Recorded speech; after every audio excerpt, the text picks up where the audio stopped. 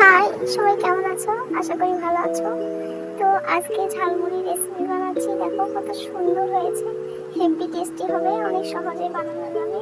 তো চলো বানানো।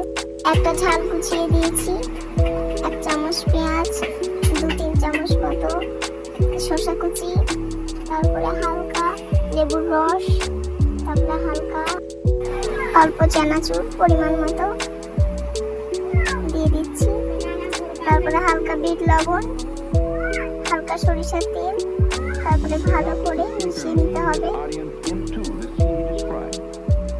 মিশিয়ে নিলেই হয়ে গেল আমাদের সহজ ঝালমুড়ি রেসিপি।